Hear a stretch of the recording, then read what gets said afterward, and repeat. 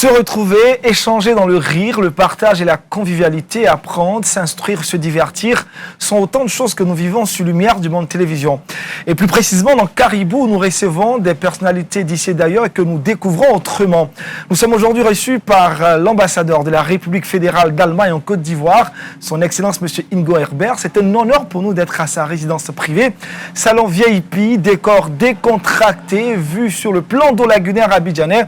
Voici le contexte dans lequel se déroule aujourd'hui cette émission. Et justement, l'ambassadeur est à mes côtés. Ambassadeur, bonjour. Bonjour. Vous allez bien? Ça va bien. Super. Ah, dites-nous déjà, très rapidement, ça fait combien d'années que vous fréquentez l'Afrique?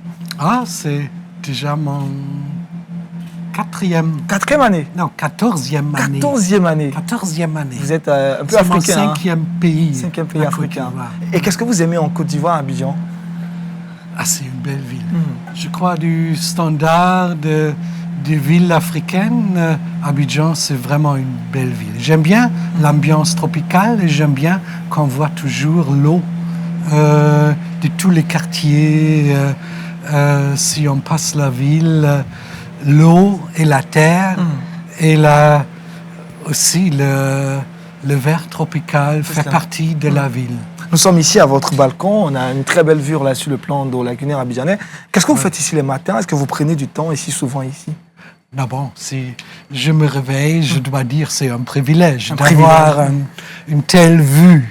C'est vraiment, je dis toujours, chez nous, on a au nord de l'Allemagne une ville, Hambourg, et là, il y a une chaussée qui est très célèbre, c'est le Elbchaussee. D'accord. Et ici, c'est comme le Elbchaussee. Ça me fait penser, là, on voit la fleuve Elbe, et ici, c'est la lagune, et je me réjouis. Non, je prends le petit déjeuner ici sur le balcon et bon, on a, je dois dire, pour avoir commencé le jour avec une bonne humeur. Ça vous inspire? Ça m'inspire et ça me réjouit. Nous sommes en 2022, dites-nous comment a été vos fêtes de fin d'année, comment vous les avez passées? Ah oui, cette année, on a fêté ici. Toute la famille est venue. Est venue. Ma femme qui travaille à Johannesburg pour une fondation allemande, mes enfants de Londres, Copenhague, en Danemark, avec des amis. Et on a passé la fête à Assini, à la plage. Alors c'était aussi un avantage avec l'hiver en Europe et aussi la situation des Covid encore très sérieuse, mais ici c'était vraiment décontracté et tout le monde a dit ah oui, c'est vraiment d'oublier un peu de Covid, d'être à l'aise ici, ce sont vraiment des vacances. Super. Et aujourd'hui pour cette émission, vous n'êtes pas seul à nous recevoir, certains de vos collaborateurs sont avec vous, on va les rejoindre? Oui, on y va.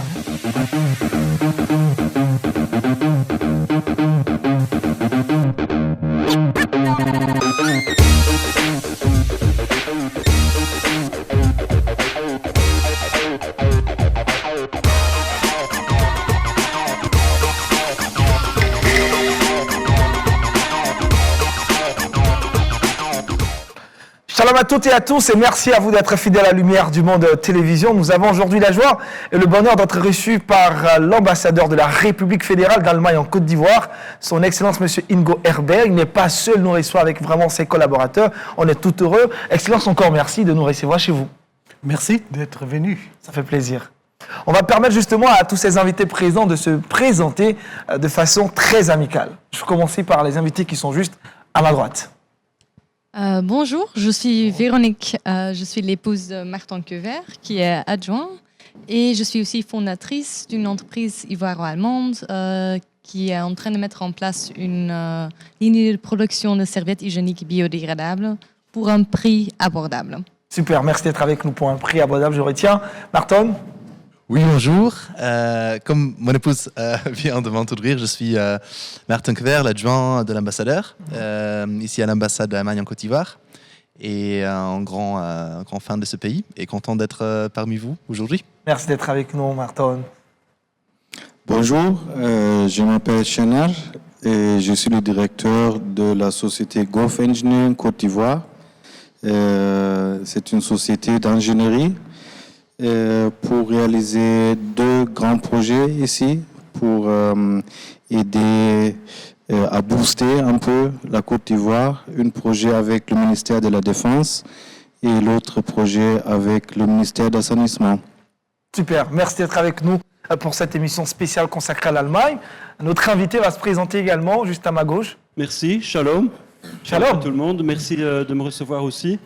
Mon nom c'est Pierre Declercq, et je suis le patron de Brussels Airlines, et nous faisons partie intégrante de le leader, en fait, c'est Lufthansa Group. Et voilà, on est représentant de Lufthansa Group, et avec nous, il y a aussi Lufthansa Cargo à l'aéroport, donc on est vraiment bien présent, et on est très content d'être là. Avec vous, c'est facile d'aller en Allemagne. Bien sûr, la porte est ouverte. À la porte de Lui, il est le dino de notre groupe. Hein. Ah, super. Il a déjà fait plusieurs émissions avec vous, je crois. Si. C'est l'ami de LMTV. Juste à ses côtés. Bonjour, je suis Deva Finkwasi. Je travaille pour l'ambassade d'Allemagne depuis quelques années, on dira. Et je suis contente aussi de faire partie de ce panel, enfin de cette équipe d'aujourd'hui. Merci d'être avec nous dans cette émission. Et elle a étudié en Allemagne. Et puis notre dernier invité. Bonjour et merci beaucoup pour cette invitation. Je m'appelle Marina Schramm. Je suis la chef de mission de l'Organisation internationale pour les migrations en Côte d'Ivoire. C'est une agence du système des Nations Unies et donc je travaille sur l'appui au gouvernement, sur la gouvernance des migrations et l'assistance aux migrants en Côte d'Ivoire et puis les Ivoiriens en détresse ailleurs. Merci, je suis ravie Marina. d'être là aujourd'hui. Merci d'être avec nous. Alors je dirais, on est certes en Côte d'Ivoire, à Abidjan, on est beaucoup plus en Allemagne. L'atmosphère est beaucoup plus allemande aujourd'hui dans cette émission. Alors on va commencer par une première question avec Pierre. Dites-nous, si on part en Allemagne avec vous, quels sont les sites touristiques que vous aimeriez qu'on découvre avec vous? Ah, mais alors il y a plusieurs villes. Évidemment, c'est plutôt aux Allemands d'en parler. Mais je commence avec celui qui n'est pas allemand aujourd'hui, quand on comprend. Oui, et comme étranger, il y a beaucoup de villes historiques d'abord. On est là pour l'histoire, parce qu'on partage quand même une grande histoire ensemble.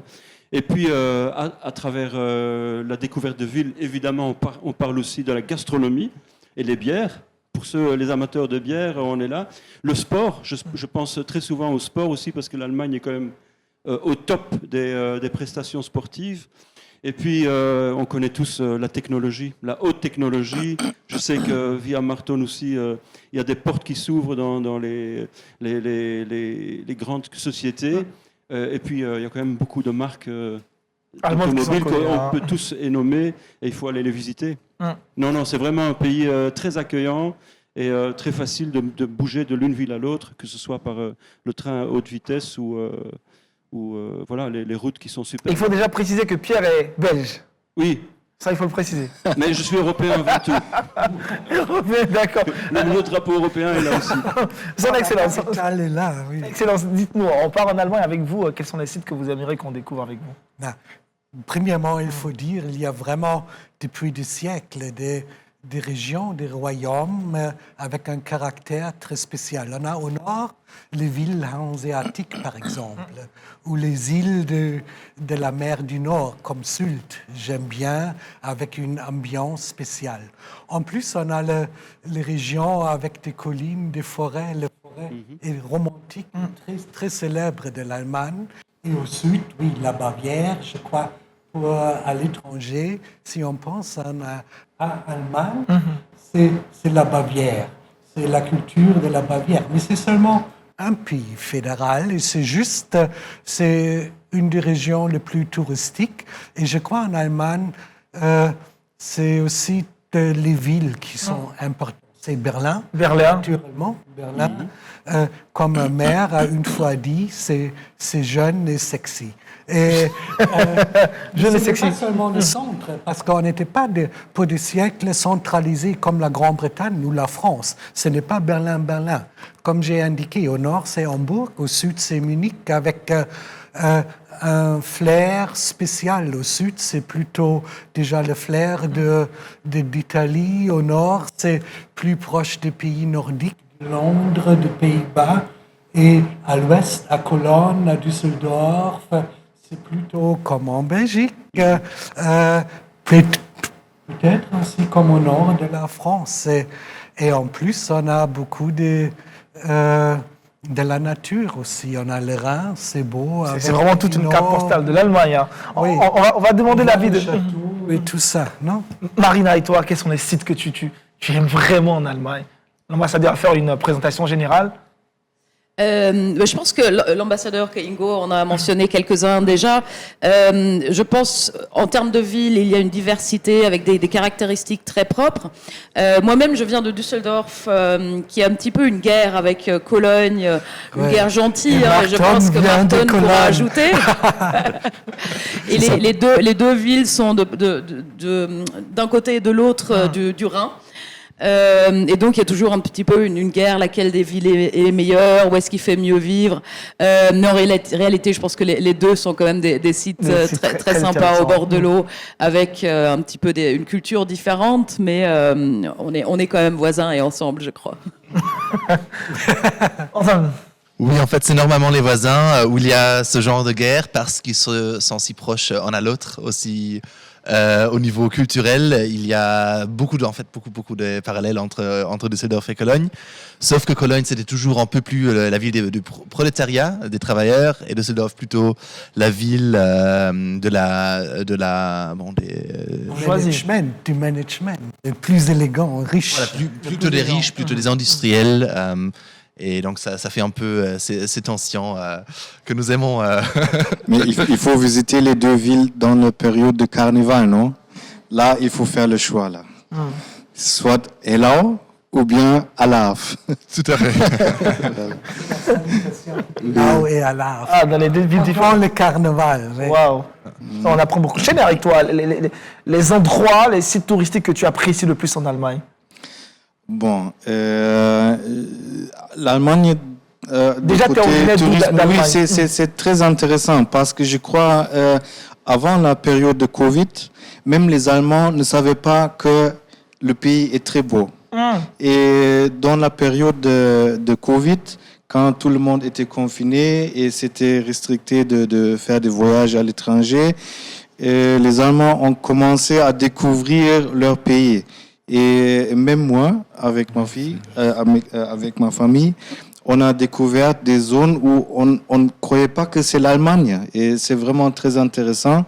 On vient de parler de la Sud, par exemple. Il y a comment on appelle, des voies de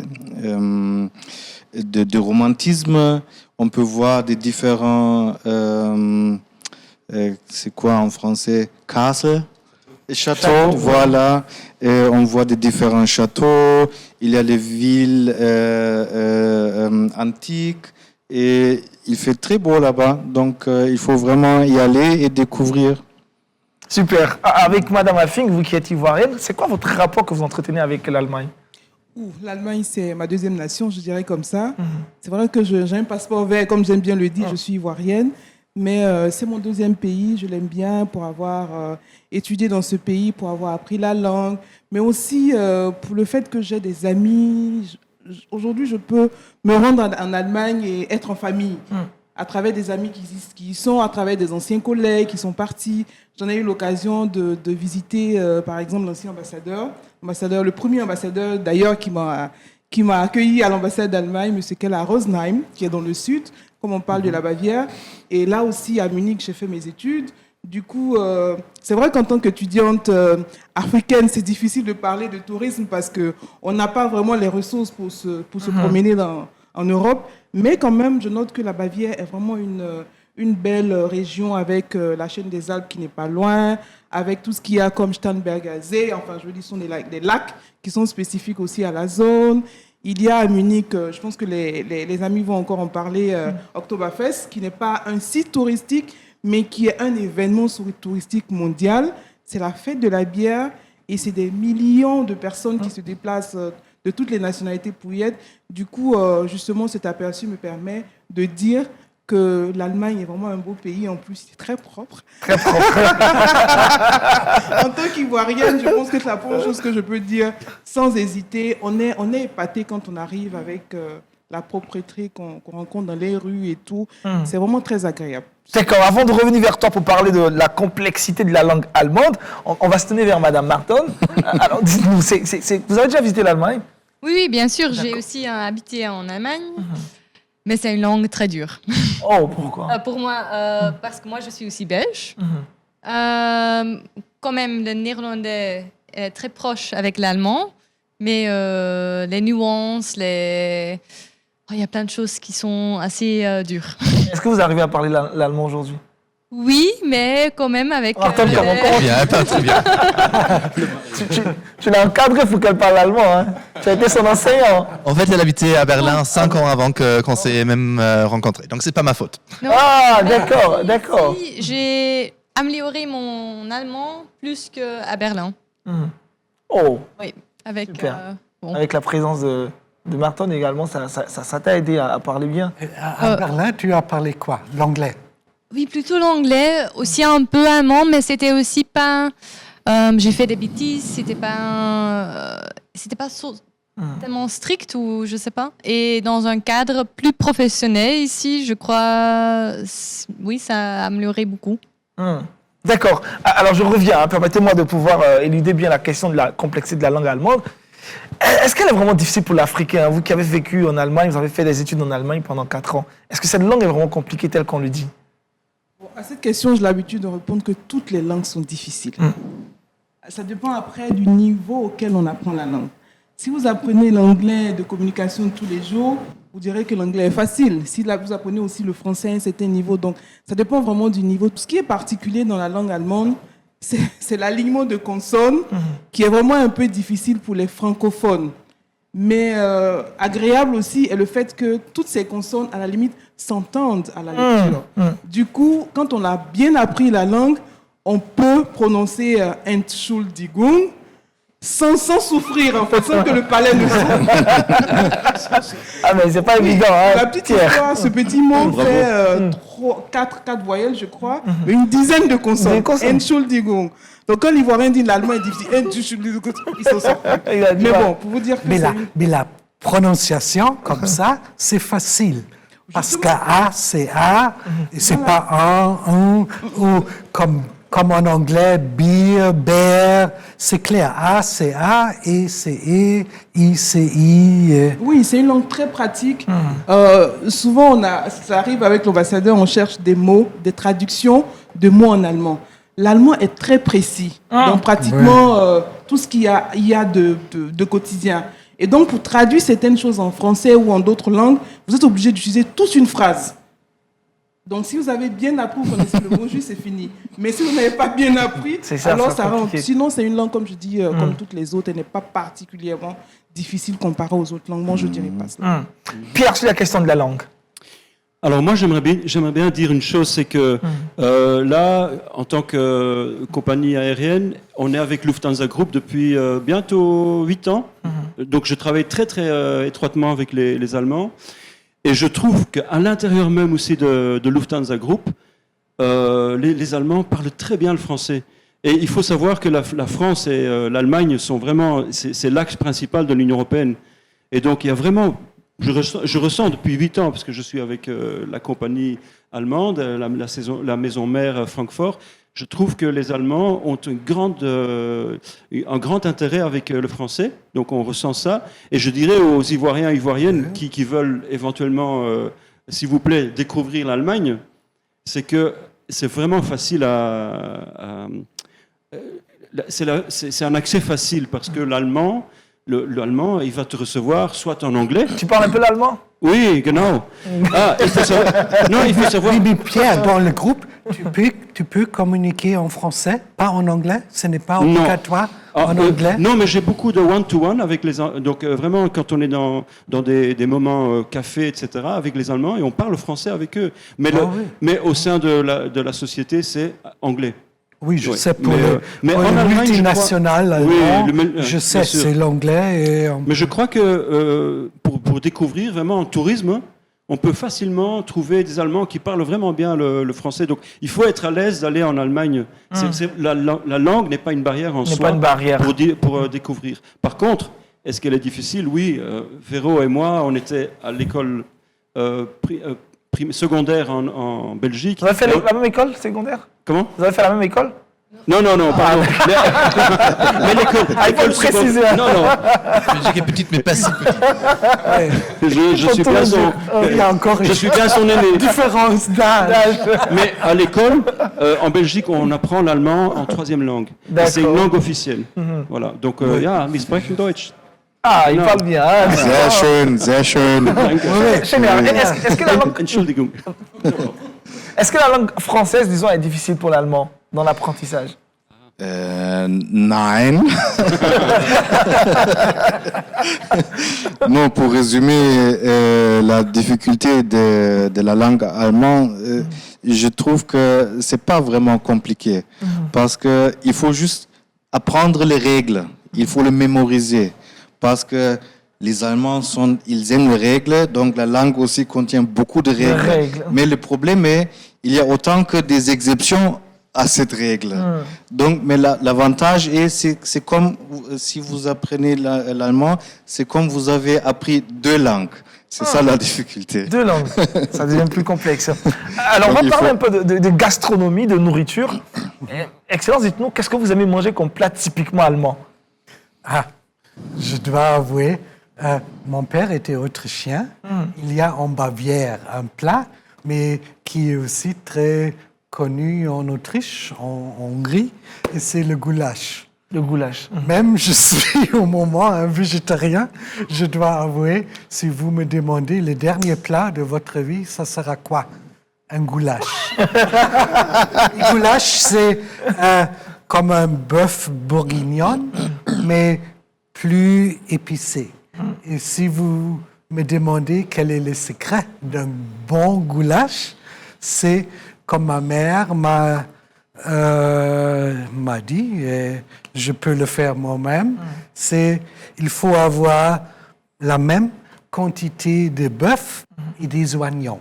Alors, si vous avez 1 kilo de bœuf, vous avez 1 kilo des oignons. En plus, 2 sortes de paprika, par exemple, le paprika, le piment et le paprika doux. Et la bonne chose, c'est on peut le préparer le jour avant et servir seulement l'autre jour. Et c'est meilleur. Si ça devient meilleur de plus... Mélanger et cuire. Bien saisonné. Ouais. Et ça devient de plus en plus meilleur. Marina, tu sais cuisiner le goulash, c'est ça, hein?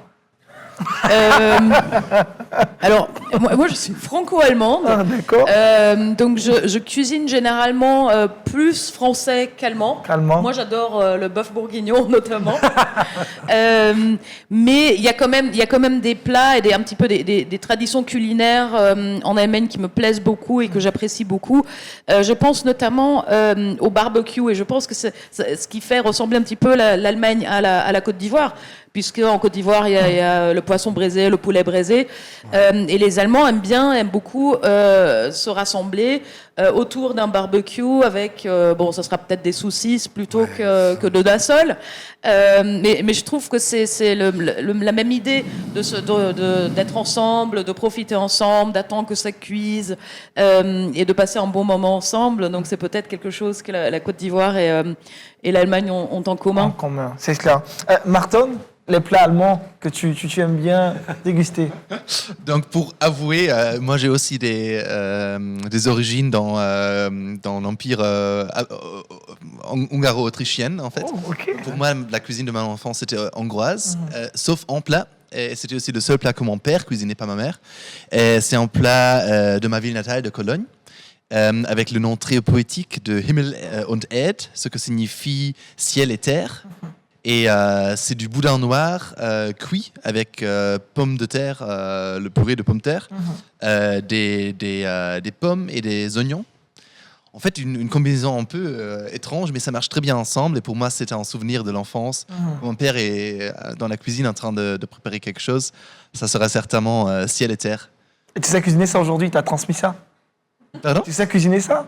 C'est assez simple. Hein. Il faut vraiment juste cuire les choses. Pas très complexe. Schneider, et toi, le plat allemand que tu sais cuisiner? D'abord, cuisiner, je peux très bien faire l'eau chaude.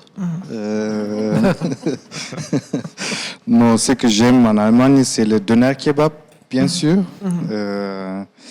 C'est comme le shawarma. Avec mon origine turque, doner kebab, c'est le numéro 1. Deuxième, c'est poisson brisé avec igname frites. Ça, c'est pas allemand, ça. Ça, c'est pas allemand. On vient de dire, hein, chez nous, on mange beaucoup de barbecue avec des frites. Et donc ici, c'est le pendant barbecue, poisson brisé avec oignons frites. Ça, c'est pas allemand, hein. Ça, c'est très bon. Véronique, et toi? Je vais suivre Schneider avec le kebab. C'est vraiment quelque chose d'extraordinaire en Belgique. On n'a pas vraiment... Bon, on a aussi les kebabs, mais ils ne sont pas la même chose qu'en Allemagne. Et la première fois quand je suis venue à Berlin, je crois les premiers 2 mois, j'ai mangé un kebab chaque semaine. C'est resté tout de suite dans Le currywurst. Non, plutôt le kebab. Elle a gardé le goût. Oui. Madame, fingez-vous, pour un Africain qui arrive en Allemagne, est-ce qu'il a du mal à se nourrir? C'est pas évident. Kebab. 100%. Étudiant. Étudiant. étudiant. Est-ce que c'est compliqué là? On est dépaysé. Dépaysé. Non, parce qu'on n'a pas accès justement au goulash. Mais le kebab, c'est vraiment la première option qu'on a parce que ça ressemble, comme elle a dit, au shawarma, ou quelque chose d'ici qui est plus facile. Beaucoup de pâtes.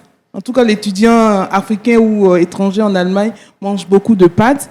Mais il est quand même un peu difficile. Il était. Aujourd'hui, les choses ont changé avec l'évolution. On parle de mondialisation. Tout le monde se promène avec toutes les marchandises. Du coup, vous avez aujourd'hui la possibilité de trouver dans des boutiques ou des magasins exotiques. Vous pouvez avoir même de la banane, des ignames et tout, qui coûtent relativement cher. Donc, vous avez peut-être une fois en semaine, vous retrouvez en groupe autour d'un grill. Elles ont parlé de barbecue, c'est autour d'un grill. Et vous avez le week-end la possibilité justement de partager quelque chose qui ressemble à Abidjan. Mais en dehors de cela, comme je dis, hein, c'est des gefroren pizzas. Ce sont des pizzas congelées que vous avez au congélateur. C'est pour tous les étudiants. On n'a pas beaucoup d'argent. J'ai aussi mangé, je ne sais pas, des kilos de spaghettis. Hein. C'est facile à faire. Tous les pays, hein, les spaghettis. Mais quand même, il y a le Weisswurst. Ce que j'aime bien, c'est une spécialité de la Bavière. Bavière. Ce sont les saucisses blanches qu'on trouve que dans la Bavière. Et puis les bretzels, ce sont des choses qu'on trouve que dans la Bavière. Et donc, ça, par contre, c'est très accessible. Et puis, c'est facile à manger. On se retrouve avec ça, mais pensez pas au foutou banane. Ça, c'est pas évident. Non, ça, c'est pas évident. Pierre, et toi, les plats allemands que tu dégustes, que tu manges? Alors, premièrement, je me rappelle très bien que pour moi, l'Allemagne, c'est bio. Bio. L'Allemagne, c'était le moteur de l'industrie, en tout cas d'achat des produits africains, etc., de bio. En Allemagne, ils voulaient vraiment, vraiment pousser le bio depuis 20 ans, 25 ans, donc bien avant les autres, bien avant que ce soit comme on dit en anglais, un hype. Donc, ils sont très bio, ça c'est une bonne chose, je me rappelle. Et puis pour moi, si on dit Allemagne, je pense tout de suite à Noël, les périodes de Noël et les fantastiques. Les villes se redécouvrent. Et puis on a du Glühwein, donc le vin chaud rouge qui est unique, avec des odeurs qui se répandent sur toute la ville et une ambiance magique. Et les biscuits, je sais pas, spéculoos ou comment ça se dit. Tu connais, hein. Voilà. Donc pour moi, c'est, je retiens ça. Beaucoup de Belges. On a encore quelques-uns. On peut manger oui, après. Après l'émission. Les Belges, on se déplace vers les marchés de Noël en Allemagne parce que c'est tellement, c'est beau, c'est féerique. Donc il faut y aller. Parlons toujours de gastronomie, excellence. Ça fait 14 années que vous êtes en Afrique. Dites-nous quels sont les plats, les mets africains que vous appréciez. Bon, quand j'étais en Nigeria, j'ai bien aimé le jollof rice. Jollof rice. Oui, parce que c'est épicé, un bon goût. Bon, non, j'aime bien. Le pepper soup, c'était trop fort. C'était vraiment l'estomac. Pepper soup, c'est fort. Hein.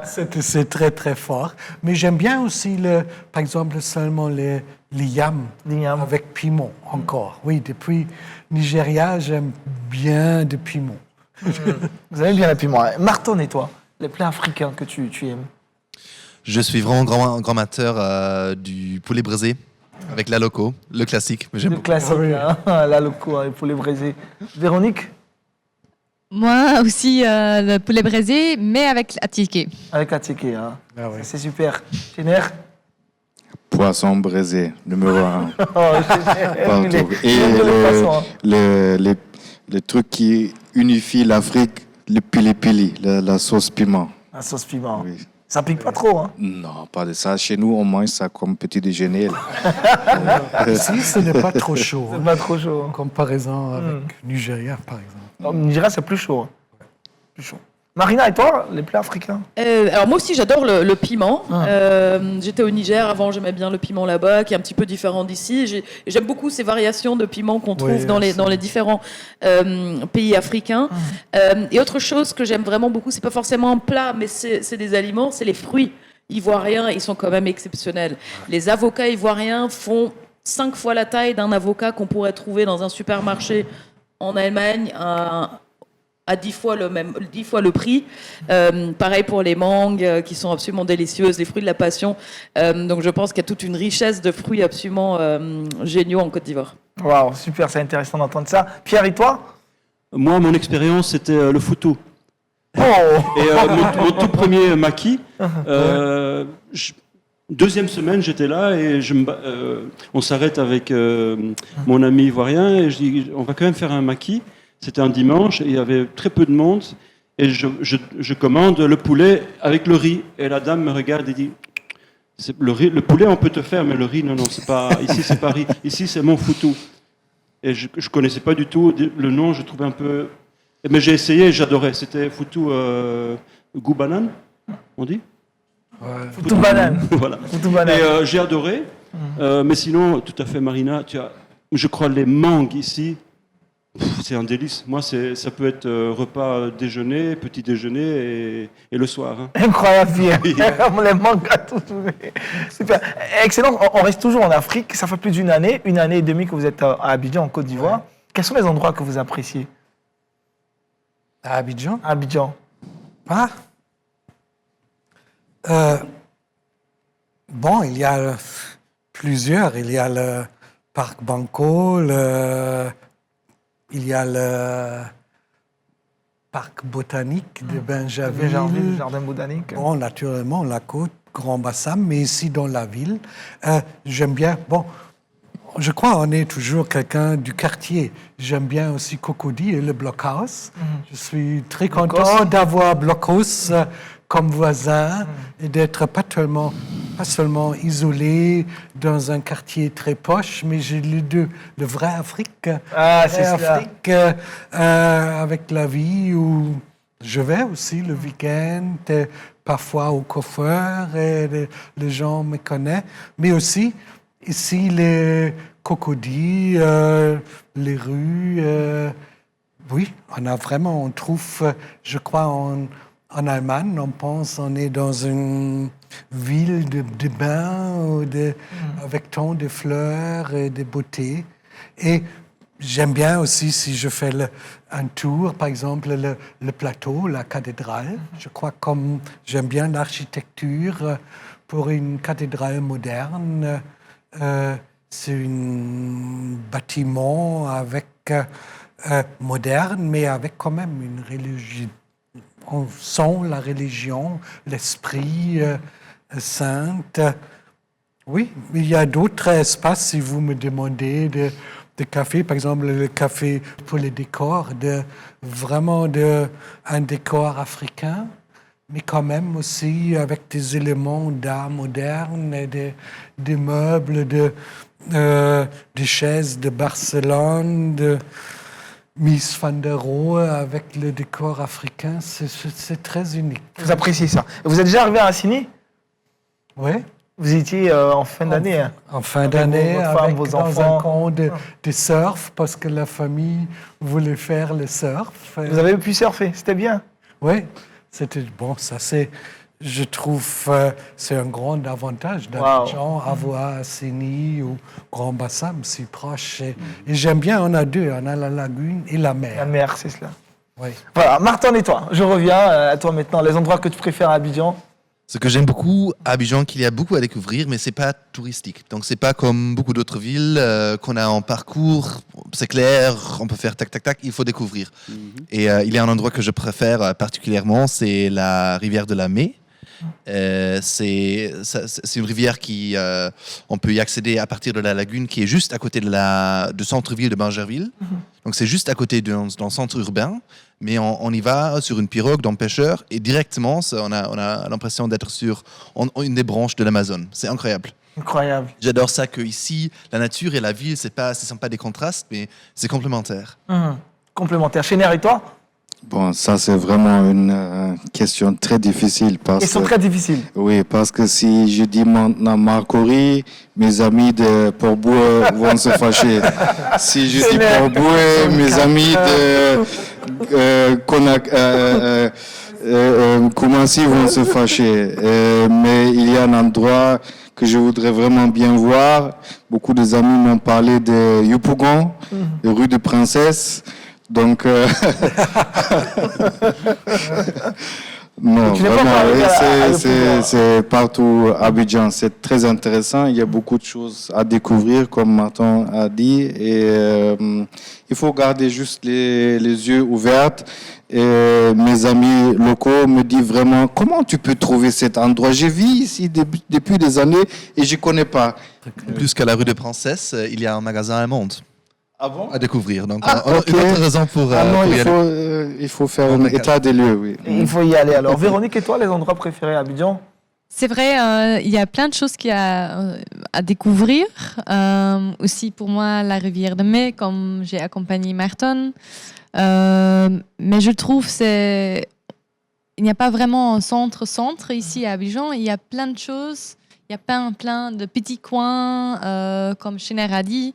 Il faut vraiment prendre le temps et se balader pour découvrir. Beaucoup de choses à voir, beaucoup de choses. Marina, oui, ambassadeur. Un endroit que j'aime bien, j'ai oublié, c'est le musée d'Abobo. Parce que ça, c'est vraiment pour l'art contemporain, dans un quartier populaire. Ce n'est pas au plateau, pas Cocody, un espace exceptionnel. Et par exemple, actuellement, il y a une exposition d'un artiste, un des plus grands photographes du monde, qui normalement a des expositions à Centre Pompidou en octobre à MoMA, au Musée de l'art contemporain de New York, de Modern Tate, de Wolfgang Tillmans. Mais ça, d'avoir dans un quartier populaire un espace pour l'art contemporain qui est vraiment du standard international et pour l'Afrique, je crois vraiment une étoile pour l'art contemporain du monde entier, pas seulement africaine. Exceptionnel. Exceptionnel, le musée d'Abobo. Marina, on parle toujours des endroits préférés que vous aimez à Abidjan. Alors, j'aime beaucoup la présence de l'eau à Abidjan. On traverse souvent un pont, même si ça cause des embouteillages, mais c'est que l'eau est quand même partout présente. Et moi, je trouve que c'est quelque chose qui donne toujours une légèreté à une ville et un cadre agréable, en fait, pour vivre dans une ville. Après, j'aime bien certaines parties du plateau, notamment la rue des Chauves-souris. Je trouve ça quand même assez exceptionnel. On a des chauves-souris comme ça au centre-ville. C'est quoi là? C'est des chauves-souris qui dorment, qui passent leur journée à dormir sur des arbres. Ah, oui. Et puis, j'habite au Vallon. Et le soir, on les voit survoler par centaines, par milliers. On voit ces chauves-souris partir dans leur quartier de chasse pour la nuit. Et je trouve ça absolument fascinant. Et c'est quand même beau de pouvoir voir que la nature et l'humain puissent vraiment partager des lieux, même si ça cause certains dégâts, saletés. Mais je trouve ça quand même très, très chouette et intéressant. Intéressant. Je termine avec Pierre avec cette question, les endroits préférés à Abidjan. Non, merci pour la question, parce que moi, c'est Banco, comme dit Ingo. Amoureux du Banco. Moi, je suis Monsieur Banco. Et juste déjà, avec mon équipe de 15 Ivoiriens, Ivoiriennes, je ne parviens pas à les amener dans Banco, parce que la réputation, elle est très vieille, elle est pas du tout à sa place. Et j'ai donc fait amitié avec Fousseni Koulibaly, qui est le colonel en charge de la forêt. Et vous avez une forêt d'abord magnifique, mais tellement importante. Et il faut y aller. Voilà, c'est Banco. Banco, c'est Banco, l'ambassadeur du Banco. Madame Afik, dites-nous, quels sont les reproches faits aux Allemands? Quels sont les défauts des Allemands? Ouh, ils sont là, peut-être qu'ils Ah non, non, Sentez-vous libre, hein, ils sont là devant vous. c'est- Et dites-moi honnêtement, c'est Chatema. qu'est-ce que vous reprochez aux Allemands? On parlera des reproches aussi que les Allemands font aux Africains. Hein. Bon, défaut, je pense que c'est peut-être un peu trop de sérieux.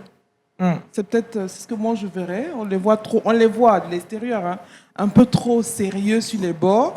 Mais en général, les Ivoiriens ou la plupart des Africains ont plutôt des valeurs qu'ils reconnaissent à l'Allemagne. On parle très souvent de ponctualité, on parle de rigueur. Quand on va juste l'Allemagne. Et donc, c'est ce qu'on retient, en fait. Mais rigueur, c'est quoi? On La me dit rigueur- ça toujours, l'Allemagne, les Allemands et la rigueur. C'est quoi pour vous? La rigueur dont on parle, enfin, ce que je comprends, c'est le fait que quand vous avez un travail à faire, vous le faites, alors là, jusqu'au bout. Il y a cette conscience-là, là je parle professionnel, il y a cette conscience professionnelle qui dit j'ai une bouteille à fabriquer, j'ai la responsabilité de la bouteille, je la fabrique jusqu'à la fin. Si ça fait partie de mes tâches, je ne laisse pas la bouteille aller me promener peut-être un peu à la rue Princesse et je vais revenir après. Non, j'ai un timing de travail d'1 heure pour fabriquer la bouteille et je m'y mets pour le faire. On n'arrive pas à suivre généralement, nous les Ivoiriens, parce qu'on prend un peu trop de temps, si on a le temps, et à la dernière minute, on veut courir pour tout rattraper. Ce qui ne rend pas forcément l'œuvre qu'on veut faire, à la limite, excellent ou parfait. Donc, c'est ça, la rigueur allemande. Il faut le faire, il faut être là. Et dans la rigueur, on associe aussi la rigueur à la ponctualité aussi. Ponctualité. Quand vous avez un rendez-vous avec un Allemand, vous êtes pressé même que les Allemands sont rigoureux, il faut que je... Il faut arriver à l'heure. Mais quand vous avez rendez-vous avec un Ivoirien, vous dites, ils seront toujours en retard, donc je prends mon temps. Vous voyez un peu, c'est un peu ces idées reçues qui disent que, bon, allemand égale à heure. Ce qui n'est pas faux, hein, parce que Allemand égale à l'heure. Oui, dans le sud de l'Allemagne, où j'ai été pendant quelques années, j'ai fait comme ça l'expérience, quelle que soit la position où vous mettez quand vous sortez d'un métro, la direction que vous regardez, vous voyez une montre. Oh! Sur une église, en tout cas sur un bâtiment qui est vraiment devant vous, un supermarché, une gare de train, en tout cas vous voyez une montre qui vous indique l'heure.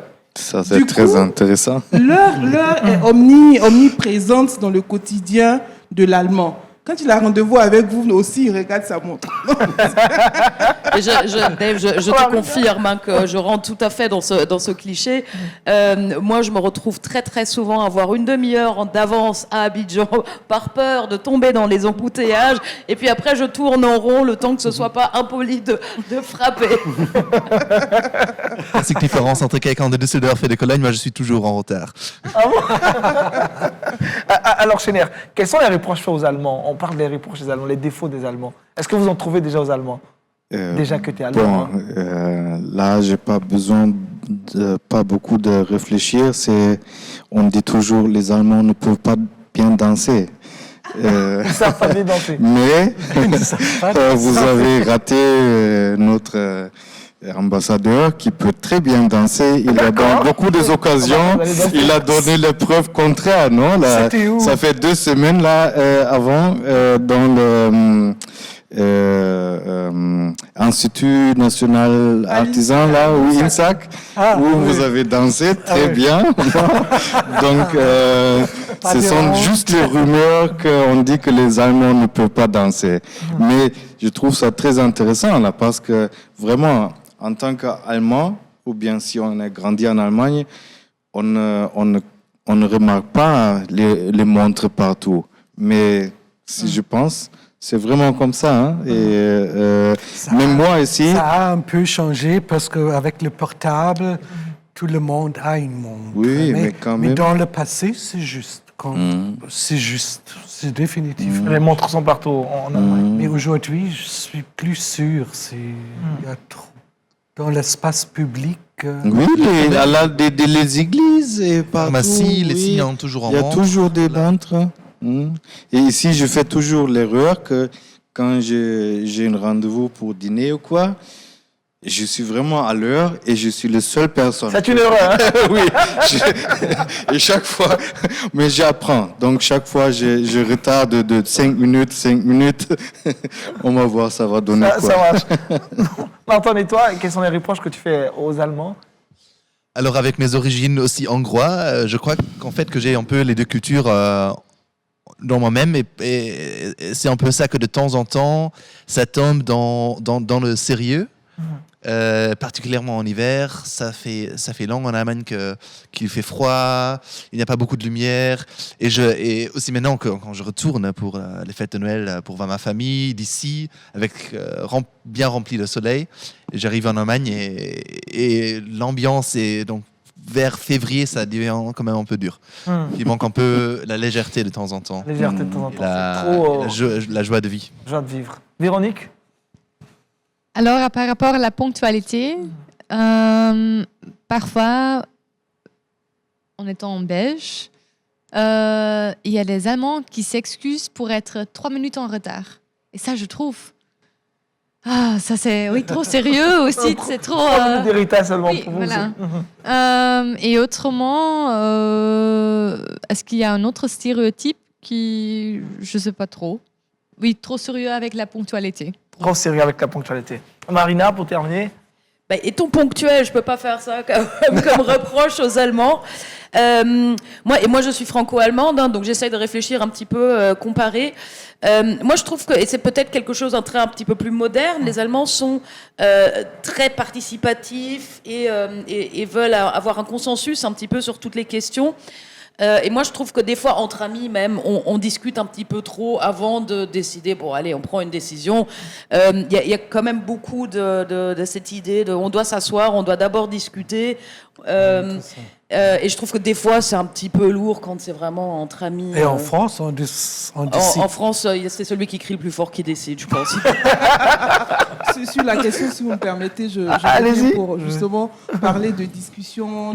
Vous savez, en Allemagne, j'ai découvert la quantité de livres de droit, surtout. Ça veut dire tout est réglementé. Donc ça exprime le sérieux dans tout ce qu'ils font. Tout est réglementé. Vous avez des livres de droit sur tous les domaines de la vie pratiquement. Du coup, quand vous êtes dans l'erreur, soyez sûr que vous serez rattrapé. Le contraire, chez nous, dans la légèreté, c'est qu'il y a beaucoup de laisser-faire, il y a beaucoup de vides. On parlera pour les juristes de vides juridiques exprès dans certains domaines. Mais en Allemagne, vraiment, tout est tellement sérieux qu'à la limite, on s'assoit pour tous les sujets et on dit, bon, sujet 1, on débat de A à Z et on voit... Et c'est vraiment comment je vous dis, ça rythme la vie de l'Allemand. Ça devient inconsciemment un en soi, on dira comme ça en français. Et nous, on n'arrive pas, quand on n'est pas un peu rigoureux, facile, hein. on n'arrive vraiment pas à suivre. Et c'est vraiment une école, donc vous êtes à 2 écoles. L'école de la vie, de la rigueur, et l'école même de l'école. Je veux dire, quand vous êtes étudiant, souvent, c'est pas évident pour la plupart qui se retrouvent dans cette situation. Parlons maintenant des qualités des Allemands avec Pierre. Les qualités. Oui. En tout cas, ils sont très structurés. Hein, ça, je le vis au quotidien dans le côté professionnel.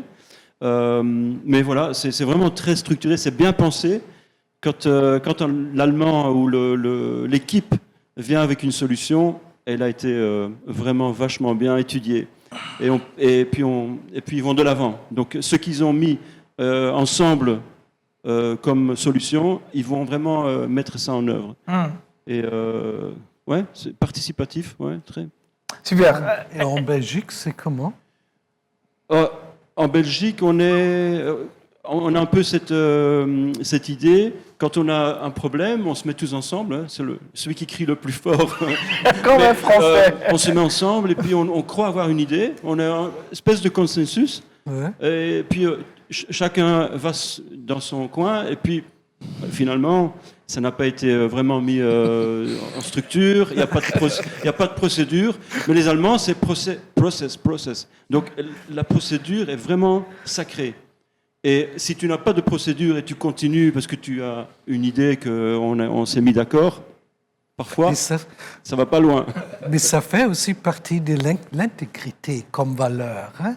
Si on est d'accord sur quelque chose, si on a discuté ça en groupe et on est d'accord, comme tu as dit, on va mettre en œuvre ça aussi ensemble. Et, oui. Donc, autrement, avant, on n'est pas d'accord. On dit ça, je ne suis pas encore d'accord. Si on ne peut pas mettre en œuvre ça, vraiment, ou souscrire. Ouais. Donc, nous, on a même, les Belges, on a un apprentissage Maintenant qu'on est dans le groupe allemand, on a vraiment un apprentissage qui est un bon apprentissage. C'est pas oh là là, cette valeur-là, c'est pas la nôtre. Non, on se met dans une procédure qui n'était pas trop la nôtre, mais on se dit mais il y a quand même des avantages. Voilà. Je peux rebondir là-dessus. En fait, je pense qu'il y a eu un petit quiproquo dans mon raisonnement. Je parlais de valeur quand je parlais de la ponctualité. Je dis les défauts, j'en connais pas trop. Je parle de la rigueur. Pour moi, trop de sérieux. C'est une valeur. Voilà, trop de sérieux, ça gâche un peu. Mais c'est une valeur. Être rigoureux, c'est une valeur. Je veux dire, ça donne les résultats qu'on a aujourd'hui. L'Allemagne est première en Europe, c'est pourquoi? Parce qu'il y a la rigueur, parce qu'il y a la ponctualité, parce qu'il y a le consensus, parce qu'on tient compte de la vie des autres. Donc, je voulais juste rectifier cela. C'est vraiment pas une critique, au contraire. Je ne serais pas là, je ne serais pas avec l'ambassade depuis toutes ces années parce que pour moi, j'apprends. J'apprends tous les jours, encore un peu plus. Et ça devient difficile pour mes parents de me supporter parce que ça devient trop sérieuse. Trop sérieuse. Ambassadeur, pour finir avec cette question de qualité de défaut, un mot sur tout ce qui a été dit comme reproche, comme qualité aux Allemands. Comme je dis, on me dit très souvent, on a besoin aussi de votre rigueur ici. Alors, et je ne sais pas pourquoi de faire des choses à la fin. Oui, qu'est-ce que vous faites pour pour se développer?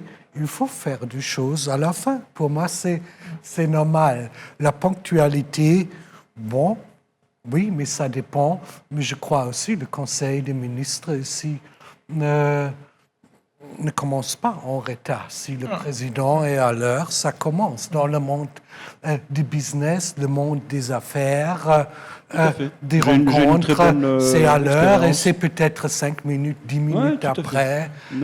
Ça marche. C'est justement pour moi la vie moderne avec la légèreté. Je crois que ça a changé aussi. C'était beaucoup plus strict dans le passé. Je me rappelle quand je suis né dans les années 60, 70, c'était aussi encore vraiment l'éducation du 19e siècle, très fort. Mais aujourd'hui, les jeunes, je trouve, ça a beaucoup changé. Mais quand même, comme je dis, je crois quand même, oui, défaut, l'intégrité. L'intégrité, honnêteté. Ce que je dis, je fais. Je ne fais pas de promesses fiables. Je fais d'autres choses. Tricher, je crois, comme l'autre, on le réalise si quelqu'un n'est pas honnête. C'est bon, on peut jouer comme ça, mais si on veut de bons résultats, vraiment, on a besoin de confiance dans tous les domaines, soit dans une équipe de l'ambassade, soit dans la politique. Si on veut vraiment avoir de bonnes relations dans le monde des affaires, pour avoir vraiment de bons résultats entre les partenaires, on a besoin de confiance, une certaine intégrité, je crois. Voilà, qui est bien clair. Peut-être ce qu'il faut encore rajouter, après avoir parlé autant des Allemands sérieux, c'est qu'en fait, et ça c'est quelque chose de pareil entre notre pays hôte, Abidjan, disons la ville hôte, et Berlin, notre capitale, c'est que ce sont des capitales de la fête. En Europe, Berlin, c'est l'endroit où on va pour fêter. Et les Allemands sont un peuple aussi très créatif. Soit les machines dans les usines partout, c'est la créativité des ingénieurs qui permettent cette force économique, mais également dans la musique électronique ou l'art moderne. Donc c'est, je crois, un côté, parlant de toute la rigueur, de la ponctualité, qu'on oublie fréquemment de mentionner qu'en fait c'est un pays très créatif. Restons toujours avec toi. Quand on parle de culture moderne aujourd'hui, de fêtes populaires, quelles sont les plus grandes fêtes populaires en Allemagne? Bon, le plus grand fête, nous avons déjà parlé, c'est le Oktoberfest, le fête d'octobre, la fête de la bière en la Bavière. Et peut-être ça c'est aussi une conséquence d'être sérieux et structuré pendant la journée que les Allemands ont alors besoin de bien fêter pour avoir la balance. Et donc il y a des grandes fêtes. À ma ville natale, nous avons également, l'a mentionné déjà, le carnaval. Oui. À Cologne, c'est 1 million de gens c'est l'anarchie pendant les jours. Les gens fêtent partout. Il n'y a plus de règles. Donc il y a des costumes, on prétend être quelqu'un différent.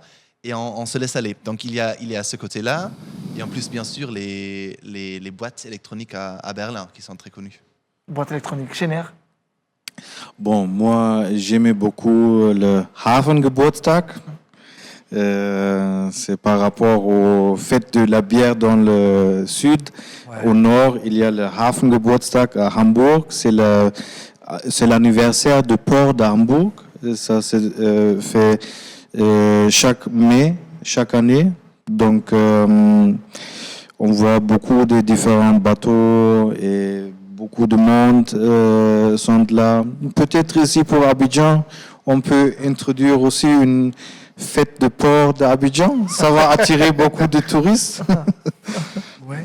Oui. Et à Hambourg, j'ai aussi bien aimé, c'est chaque dimanche, très tôt, à 6 heures, c'est le marché Fishmarkt.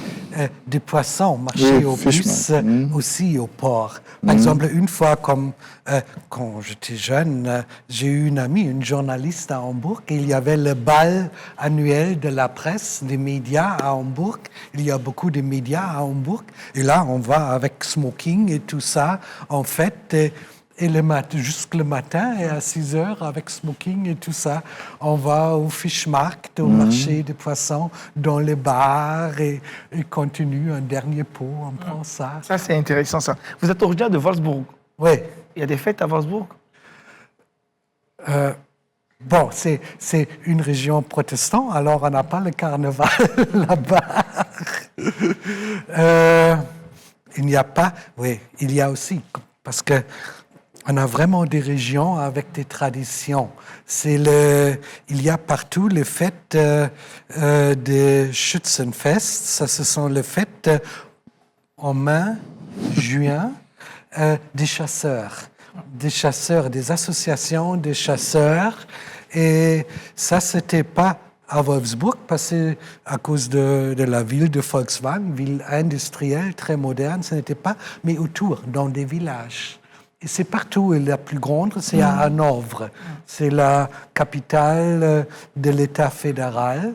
C'est la plus grande du monde aussi, avec, je crois, plus de 100 000 personnes. Et aussi des marches, une promenade, une marche, comme avec la fête de la bière en Munich fin septembre. Énorme. Hein? Énorme. Énorme.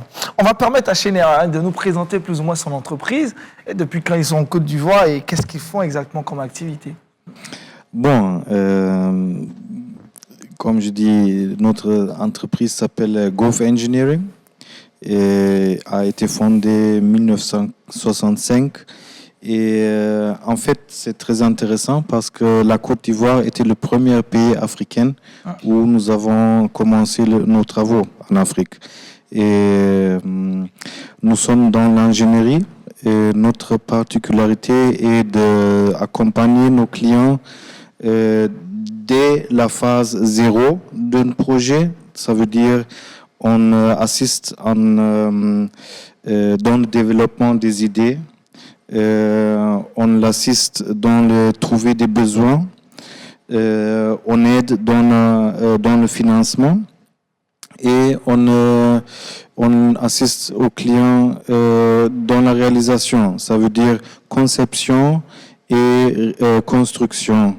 Et notre philosophie est de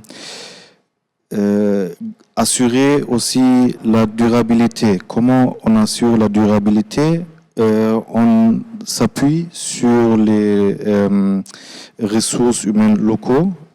On fait beaucoup de formations et comme ça, on partage les connaissances et au long terme, ça aide à notre société parce qu'on a vraiment une grande base des experts avec qui on peut travailler aussi dans les pays avoisinés et aussi au pays où on travaille. Donc, notre objectif vraiment, c'est d'aider au pays de se développer. Et c'est pour ça qu'on est ici. On a actuellement 2 grands projets. Une avec nos amis du ministère de la Défense et l'autre avec le ministère d'Assainissement. Les deux projets ont été signés pendant le, comment on appelle ça en français, le Summit G20, Compact for Africa, avec son Excellence Alexandre Ouattara et notre ex-chancelière Angela Merkel. Avec le ministère de la Défense, on est en train de conceptionner ensemble une concept pour apprendre ou former les soldats de génie militaire dans la construction de routes en terre. Et notre objectif est d'abord d'améliorer la relation entre l'armée et la population et en même temps de développer les régions dans la campagne pour permettre aux populations dans les villages d'accéder le marché, les infrastructures principales. Pour cela, on fait des formations, comme je viens de dire. Et on va livrer les engins et le matériel pour exécuter les travaux et on va construire aussi 5 centres d'où ces groupes vont opérer. San Pedro, Odiene, Bondoko, Seguela et Boaké. Projet énorme, hein, gros voilà, projet. ça c'est un très grand projet. C'est un de nos projets phares et je crois aussi ça a réveillé aussi l'intérêt des autres pays dans la région. Et deuxième projet avec le ministère d'Assainissement, on va conceptionner ensemble avec le ministère, avec ONAT et Bennett, un système d'évacuation d'eau pluviale et usée. On va construire une station d'épuration et on va installer quelques stations de pompage pour vraiment lutter contre les problèmes annuels des inondations. Et ça sera aussi un très important projet, très urgent à mon avis. Et oui, on est fiers de dire qu'actuellement, on a un volume de projet de à peu près 350 millions d'euros. Et oui, on est là pour comme j'ai dit au début, pour booster la Côte d'Ivoire. Côte d'Ivoire. Voilà. Merci Chener. Alors, d'une manière générale, Marton, est-ce que les entreprises allemandes sont assez représentées en Afrique et en Côte d'Ivoire plus précisément? En manière générale, je dirais que c'est quelque chose qui est en voie de développement actuellement, mais en voie de développement rapide. Donc, quand je suis arrivé, ça fait 1 an et demi, nous avons une liste des entreprises allemandes qui sont représentées en Côte d'Ivoire. Nous avons eu une quinzaine d'entreprises. Actuellement, c'est plus de 35. Et donc ça va vite, ce sont de plus en plus aussi des PME qui arrivent, pas juste des grandes entreprises comme Brussels ou Bayer, mais maintenant de plus en plus des petites et moyennes entreprises qui sont en train aussi de créer pas juste des bureaux de vente, mais aussi de la production ici. Donc c'est quelque chose où je vois un développement très positif. Très positif. Et parlons maintenant de la vie des Allemands en Afrique. Marina, comment la communauté allemande est organisée en Côte d'Ivoire?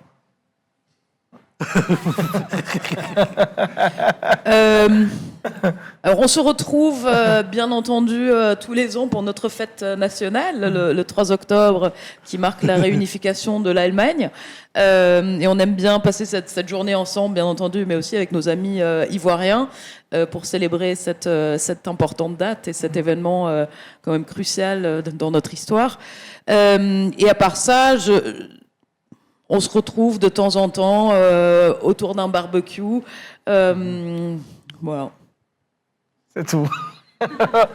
Excellent, c'est comme ça que ça fonctionne. Oui, alors, comme Allemand, on n'est pas obligé de s'enregistrer à l'ambassade. Je ne peux pas vous dire combien des Allemands vraiment on a en Côte d'Ivoire. On estime toujours peut-être 300, 400, pas beaucoup alors.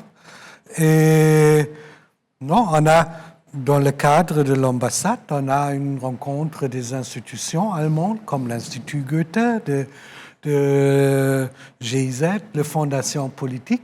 On a c'est Marton qui préside un cercle des hommes d'affaires, mais autrement, c'est informel.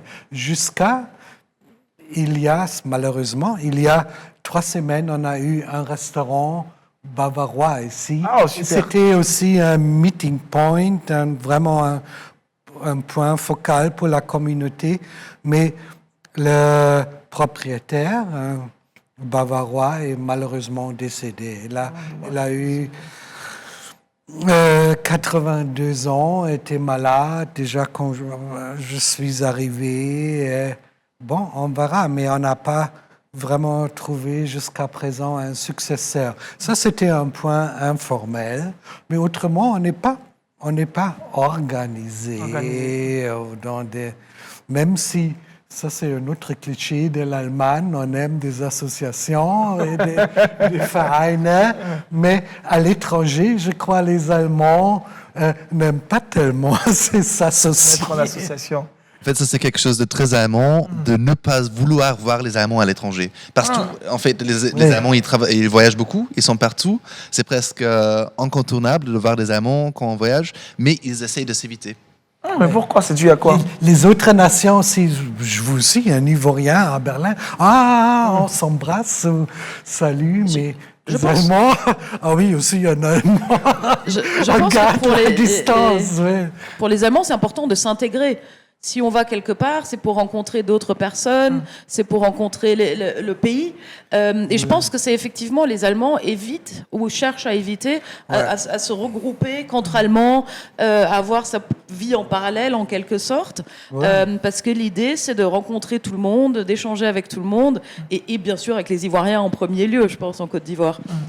Sinon, on reste en Allemagne pour parler avec les Allemands, non? Oui, en Allemagne. C'est quoi la raison pour aller en étranger? Donc c'est plus facile pour les Allemands de se retrouver en dehors de l'Allemagne qu'en Afrique, de sympathiser. Pardon? C'est plus facile pour eux, à l'extérieur de l'Allemagne, d'être comme ils sont, mais en Afrique, ils ne veulent pas vraiment être ensemble. Non, c'est en général. Comme je dis, si j'ai envie de passer mon temps libre avec les Allemands, je rentre en Allemagne. Mais on est ici en Afrique pour découvrir, pour faire des amis, pour faire des connaissances avec des différentes cultures. Donc, c'est pas... On ne cherche pas les Allemands. Il n'y a pas une nécessité pour... de rencontrer des Allemands, bien sûr. De temps en temps, on se réunit, on se voit, on bavarde, mais c'est pas l'objectif. On se sent pas, disons, perdu si on est en étranger. Hein. On veut vraiment faire connaissance avec cette culture où on vit avec. Il y a aussi quelque chose qui va dans le même sens. Les Allemands, quand ils se croisent dans un groupe de différentes personnes, moi j'ai remarqué, on ne va pas basculer à la langue allemande dès lors qu'il y a une seule personne qui ne parle pas allemand dans le groupe. On va rester sur l'anglais, sur le français, sur une langue de consensus, mais on ne va pas jamais... Gêner avec... oui, mais ça, c'est la raison pour ça, c'est peut-être la difficulté de la langue allemande, non? Ça, il a demandé. Tu crois que c'est trop dur pour nous? Ouais. Non, mais on considère, il y a des autres qui ne parlent pas. Ils ne parlent pas, donc du coup, il faut... Oui, on chante, oui, on sait, tu as raison. Pierre? On est bizarre, oui.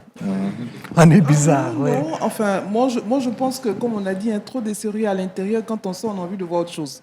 Donc, quand les Allemands sortent de l'Allemagne, c'est vraiment pas pour faire un club d'Allemands à l'extérieur, contrairement aux Africains ou aux Ivoiriens qui, quand ils arrivent en Europe, on a envie de se retrouver parce que c'est quand même notre façon de vivre. Nous, on est dans nos cours communes, on est dans nos familles, et donc ça nous manque, ça nous manque beaucoup, beaucoup.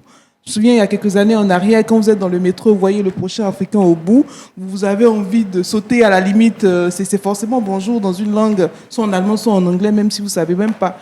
Une bonne amie qui est même parraine de ma fille du Bénin, et quand je me promenade avec elle dans la rue à Berlin, et s'il y a, quelqu'un noir, il se salue. Et Je pose la question. Tu connais? Tu le connais? Non. Mais comment tu sais ce n'est pas un Afro-Américain ou un Brésilien? Non, on se reconnaît. C'est un Africain. On se salue. On se salue. Ah bon? Les Africains se reconnaissent entre eux. Alors, on va parler un tout petit peu avec Pierre. Il va nous présenter à nouveau son entreprise, ses activités et les perspectives. Et quels sont les projets sur lesquels vous êtes engagé actuellement? Ah, il y a des beaux projets. Donc, nous sommes à part entière Lufthansa Group, la compagnie aérienne. Et ici à Abidjan, on a une agence en zone 4, mais qui sert la clientèle qui nous visite et la clientèle agence voyage. Donc il y a quand même un grand nombre d'agences voyage qui font appel à nous. Et puis on a aussi Lufthansa Cargo. Ça c'est vraiment très important pour les mangues, parce que les bonnes mangues doivent voyager. Et donc avec Lufthansa Cargo, on va contacter les exportateurs. Et la plupart des mangues à l'Europe, de l'Afrique, vient de la Côte d'Ivoire. Exactement. Oui. Merci pour cette précision. La mangue africaine en Europe, avant tout, elle est ivoirienne. Elle est ivoirienne. Mais donc, on a un joli projet avec vous, avec LMTV, parce que on voudrait quand même aussi faire découvrir l'Allemagne, parce qu'on parle de l'Allemagne, mais comment la découvrir en ne pas allant là-bas. Donc, je parle avec la direction de LMTV en ce moment. On parle aussi, on est très lié avec le bureau de Marton, parce qu'il faut ouvrir des portes et on va voir le meilleur concept à la clientèle. Je dirais que LMTV peut nous amener. Donc c'est vraiment un travail à trois. Donc ambassade, LMTV évidemment comme organisateur principal et puis la compagnie aérienne. Et voilà, on opère des villes comme Hambourg, Berlin, Francfort, Munich, etc. Donc il y a des belles choses à découvrir. Mais il faut que quelqu'un ouvre les portes, n'est-ce pas, Martin? Martin, c'est ce projet. Donc, on a tout. Ce projet, Martin, découvrir l'Allemagne avec la lumière du monde télévision. Oui, en fait, il y aura, si j'ai bien compris, c'est en phase maintenant de vraiment planification concrète, un voyage des entrepreneurs du réseau de LMTV. Ils vont voyager avec Bruxelles Airlines pour découvrir l'Allemagne, pour rencontrer des entrepreneurs allemands et pour voir comment on peut encore renforcer davantage nos liens commerciaux. Très bon projet, Pierre. Oui, à cela, justement, je souhaiterais ajouter qu'il ne faut pas oublier l'université, le département d'allemand, parce que c'est vrai, on parle anglais pour Votre certains, micro. mais en Côte d'Ivoire, il n'y a vraiment pas assez d'hommes d'affaires, enfin vous êtes dans le domaine, peut-être que vous allez confirmer, qui sont vraiment aussi doués en langue étrangère, on parle surtout de l'anglais. Du coup, ce serait intéressant pour ces genres de projets, certainement d'inclure le département, des étudiants ou des gens qui sont en fin de cycle, qui pourraient servir de traducteurs, de guide à la limite. Bon, je pense qu'il y a des gens qui sont assez doués pour le faire. C'était une proposition, un clin d'œil pour nos étudiants au département d'allemand. Au département d'allemand, c'est intéressant. Ils sont toujours avec toi. Parlons de la vie religieuse en Allemagne. Est-ce qu'il est aisé de vivre sa foi? Oui, en Allemagne, c'est même très facile. C'est même plus facile de vivre sa foi, je dirais, en Allemagne qu'en Côte d'Ivoire. Pourquoi? Parce que à tous les 1 kilomètre, vous avez une grosse église, surtout dans la Bavière. Vous avez des églises style baroque, enfin vraiment de très grandes églises. Non, c'est facile de vivre sa foi en Allemagne, quel que soit là où vous êtes. Il y a même dans la loi fondamentale, il y a cette liberté de religieuse qui est inscrite dans la loi fondamentale. Donc, si vous êtes, quelle que soit votre obédience, vous pouvez avoir un espace de culte. Le dimanche est même un jour chômé, je dirais comme ça. Tout est fermé pratiquement. C'est fermé. Pour la petite histoire, ne descendez pas en Allemagne un dimanche. Vous aurez très faim parce que tout est fermé. Justement, les gens ont la possibilité de pratiquer leur foi. Non, en tant qu'étranger, on n'a pas du tout de limite à cela. Non. C'est très intéressant. Excellence, vous étiez l'année dernière à Ascension Day, un programme organisé par Lumière du Monde Télévision. Ouais. Qu'est-ce que vous retenez de ce programme? Vous y étiez en tant qu'invité spécial. Je trouvais c'est intéressant comme programme, inviter aussi à présenter des pays. Et même si c'est une chaîne religieuse, un programme religieux, d'ouvrir d'ouvrir la perspective et voir que, bon, c'est le monde qui existe, qui est créé, la diversité aussi du monde et avec des pays, même s'il y a aussi, comme l'Allemagne, on soutient le mouvement de multilatéralisme, de coopération, toujours partout, soit en Europe, soit en Afrique, soit en Asie. Mais je crois présenter, c'est vraiment, je l'accepté parce que je trouve que c'est vraiment un lien pour renforcer la compréhension et montre c'est un seul monde. Nous sommes tous des êtres humains et même de pays différents, mais aussi, je dois dire, je crois que c'est nouveau, au moins pour nous comme l'Allemagne, de vraiment aussi considérer l'Afrique comme notre voisin naturel. Notre voisin naturel, avec tous les aspects. Et la religion aussi, ici en Afrique, joue un rôle important. Comme elle a dit, en Allemagne, c'est mixte, mais il faut dire aussi, c'est toujours été, parce que ce n'était pas un pays centralisé, unifié, avec des régions, un développement différent.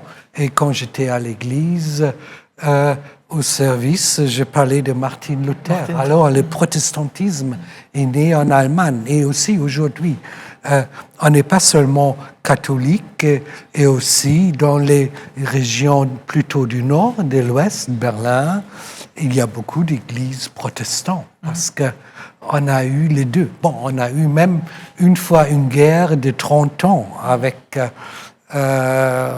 horrible, avec une cruauté horrible. Mais on a cette histoire même de religion et aussi avec une communauté juive. Bon, là, Hitler, vous savez tous, avec le Holocauste, a essayé de détruire, mais même aujourd'hui, on a de nouveau aussi une vie juive. On a aujourd'hui des grandes communautés musulmanes, pas des immigrés, aussi des mosquées. C'est très présent. Là, on a aussi un lien entre l'Allemagne et l'Afrique, la Côte d'Ivoire, l'Allemagne. Oui, ça existe. C'est aussi un phénomène. Et je sais aussi, par exemple, des églises sont engagées. Je crois plus l'Église catholique que l'Église protestante, mais il faut dire aussi l'Église protestante, c'est plus décentralisé et parfois on n'est pas courant des activités. On ne doit pas passer tous par l'ambassade parce qu'on est séculaire, on a un système spécial en ce qui concerne par exemple les impôts des religions, mais oui, il y a ce lien. Il y a ce lien-là. Morton, sur la question de la liberté religieuse en Allemagne, rapidement. Oui, alors ce qu'il faut, je crois, souligner, c'est la côté vraiment multiculturel de l'Allemagne. L'Allemagne, malgré le fait que ça a pris un moment avant que nous avons vraiment réalisé ça, et le pays s'est rendu compte de ce fait, mais nous sommes un pays d'immigration. C'est pas que la Côte d'Ivoire, l'Allemagne également, c'est un pays très très divers et avec beaucoup des différentes communautés. Qui enrichit notre pays. Et donc nous avons commencé en parlant du doner kebab comme un des plats importants de l'Allemagne. C'est vraiment un plat en fait qui était inventé en Allemagne par un Turc habitant à Berlin. Ouais. Et c'est devenu une partie de notre culture essentielle, comme la bière presque. Et je crois que ça demande vraiment la diversité, tant culturelle, tant religieuse que nous avons dans notre pays. Marina, sur la question. Oui, je pense que ce qui est intéressant peut-être, parce que c'est pas forcément connu partout, c'est qu'en Allemagne aussi on offre, mais sur base volontaire, des cours de religion à l'école. Donc c'est pas obligatoire, c'est volontaire et ça concerne toutes les confessions. Et ce qu'on apprend dans ces cours, c'est l'histoire des religions, c'est les valeurs des religions, c'est apprendre à s'inquiéter de ses proches. Donc moi, par exemple, quand j'étais à l'école, On avait fait une collecte d'habits et de dons pour des personnes sans domicile fixe. Et on avait organisé ça sur toute une année. Avec toute la classe, et donc c'est quelque chose de très très positif qui nous apprend énormément et qui sont signes pour moi de cette liberté religieuse, parce qu'on n'est pas obligé de participer et les activités sont ciblées vers les autres. Super, nous sommes carrément pratiquement dans les dernières minutes de cette émission. On va vous découvrir autrement. Pas besoin de faire des justifications ni d'explications. Je vous poserai une question. Si vous étiez dans une autre peau, sous une autre forme, vous me direz ce que vous serez. On va commencer avec l'ambassadeur. Et si vous étiez un livre? Un livre. J'aime bien aussi l'opéra. J'ai choisi Don Carlos et comme personne, Marquis de Posa. Merci. Et vous? Un livre de bord. Livre de bord. Moi, je suis livre Mutter Courage mit ihren Kindern. On a bien compris. Hein. Non, vous devez traduire. Mais Courage et ses enfants. Meilleur courage. C'est une pièce de Voilà, théâtre. c'est une pièce de théâtre que nous, on a étudiée à l'université en tant que bouquin. Et ça m'a vraiment marqué depuis ce temps. Donc, Vous aimez vraiment cette voilà, j'aime vraiment cette C'est une femme courageuse. Pierre, et toi? Je serais un personnage d'une bande dessinée. Ça sera Pas scientifique, mais plutôt aventure. aventure. Un jeune gamin aventurieux qui se perd dans la forêt de Banco. C'est une réponse typiquement belge. Oui, également bande dessinée parce que c'est facile à comprendre, mais il y a beaucoup de choses à raconter. À raconter. C'est intéressant tout ça. Martin? J'avais déjà peur de cette question. Mais finalement, c'est mon livre préféré, Écume des jours de Boris Vian. J'adore ce monde surréaliste. Oh, super. Véronique? Pour moi, ce sera L'étranger de Albert Camus, mais j'ai vu une amie à moi à Berlin, elle m'a donné des tickets pour le théâtre à voir en allemand. Et à cause de ça, il y a aussi un lien avec l'allemand. Tu as aimé. Alors, si vous étiez un fruit, ambassadeur? Mangue. Mangue. Vraiment un fruit avec bon goût. Bon goût, une mangue. Bon. Marina. Faut de la passion. Fruit de la passion. Ah, vous aimez la passion. On en fait. Bonne mangue ivoirienne. Bonne mangue aussi, Marine. Pierre? Oh, petit citron vert qui Petit- passe partout. Pas un piment, Ça fait hein? plaisir à tout le monde. Chéner? Noix de coco, Noix de coco. coque dure avec jus sucré à l'intérieur. Anton? Moi, la papaye, un goût un peu particulier, mais doux. Intéressant ça. Moi aussi, le fruit de passion, comme j'adore le jus de passion ici. Si je peux le Jus de passion. Dernière question ici. Et si vous étiez maintenant un pays? Je suppose que ça sera Pas l'Allemagne.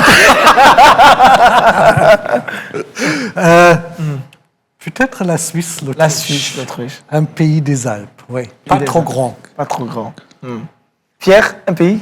Indonésie. Indonésie. On a un film? L'Allemagne. L'Allemagne, Ah, merci. ma deuxième nation. Deuxième nation. Pour l'honneur. Marina, un pays? Un pays fictif où on n'aurait pas de différence et on serait tous ensemble. Un pays fictif. Ah, Tout le monde serait. Bien le concept, Chéner. Turcalric, Turquie, allemand, Afrique. Turcal, j'ai pas compris le principe. D'accord, Turquie, Allemand et Afrique. Oui, c'est... Ah, ça rassemble en même temps tous ces trois. Martin, et toi? Avec mes origines diverses, je me ressens vraiment comme européenne. C'est un peu un cliché pour un diplomate allemand de dire cela, mais c'est vrai. Européen. Véronique? Pour moi, un pays X, inconnu. Il fait pas trop chaud, il fait pas trop froid. Ah. Voici que nous sommes carrément en fin d'émission. On va permettre à l'ambassadeur de donner la conclusion, le mot de fer à l'ensemble des téléspectateurs de Lumière du Monde Télévision, une émission spécialement consacrée à l'Allemagne dans ce caribou. Bon, comme on a vu, c'est l'Allemagne. C'est merci d'abord pour avoir choisi comme pays l'Allemagne, mais vous avez vu aussi pas des bonnes questions. Alors d'abord, merci à vous, Agnès. C'est un pays diversifié, avec même s'il y a des clichés, la rigueur, il y a la réalité, c'est très mixte, mais aussi un pays à découvrir, un pays je crois, moderne, assez ouvert, et vraiment à découvrir. Et pour des Africains, je crois, oui, en hiver, c'est froid, mais autrement,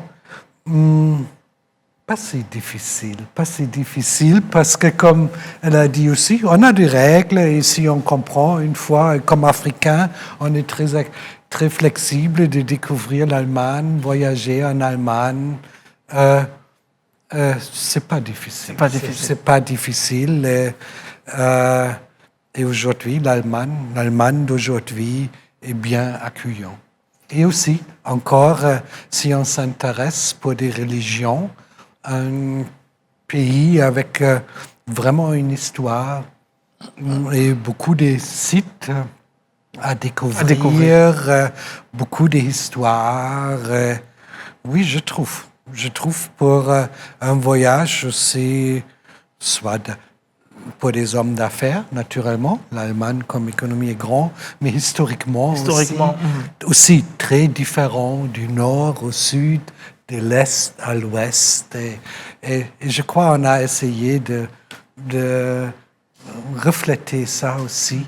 C'est vraiment pas un pays centralisé. Merci beaucoup, Monsieur l'ambassadeur. Merci à tous nos invités, à Marina, à Madame Fink, également à Pierre, à Chemer et aussi à Antoine et son épouse. Ce fut donc un plaisir pour nous de partager ces instants télé avec vous.